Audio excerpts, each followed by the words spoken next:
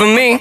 Now let me tell the story about ADHD and how these stupid fucking doctors love giving out speed. Kids that don't pay attention are given amphetamines just so they can keep quiet and keep their fucking room clean. Back when I was 11, my mom was getting me tweaked. I'd have an Addy for breakfast and that was all that I'd eat. It ain't too hard to imagine why I was skinny and weak, and every night was a battle for me to just go to sleep. So believe it or not, I developed anxiety, and having panic attacks became a daily routine. I was a teen, I would freak out just from smoking some weed. That's when my mom introduced me to benzodiazepines. It was a dream. Finally, I felt so normal and free. I could fit in with my friends who didn't have the disease. So I started doing coke, acid, and ecstasy. But I'd always have a Xanny just in case I would freak. Now I'm addicted and I ain't running out of these pills. So I started flipping scripts to feed the habit I built. I could drive into the city, buy in bulk for a deal, come back and double up my money. It was easy for real. When you driven by the devil, there ain't much you can feel. But the reality is the consequences are real. The people started fucking dying.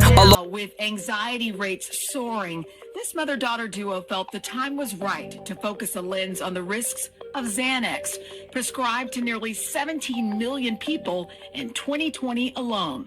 People are scared. They're scared about the climate. They're scared about our politics. They're scared about their job. And there is Xanax, and people can buy it on social media. They can get it from their doctor. And many of the doctors were saying, you know, people come in here and then they'll write me a terrible review if I don't give them something.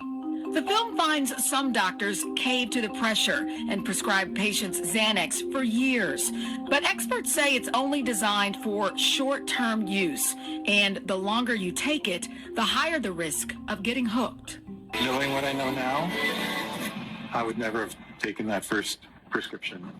Christina says though she's never taken Xanax, this project was inspired by her own experience with anxiety. I actually ran into a therapist recently, which was really funny. I said, I don't know, I'm kind of having anxiety in my life right now. You know, I've never really struggled with that. And he's like, Christina, you had debilitating anxiety. I have 4 kids. I hear a lot about Xanax, and the easy access that young people have today to these drugs is terrifying.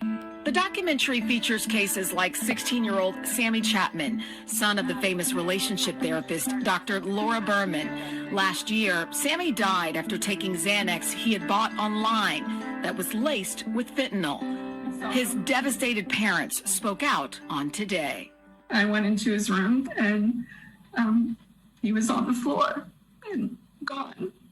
The film also looks at how our society copes with anxiety and explores alternative treatments to drugs. Look at anxiety as not something that necessarily has to be medicated, but that's something to work with that's a common part of life.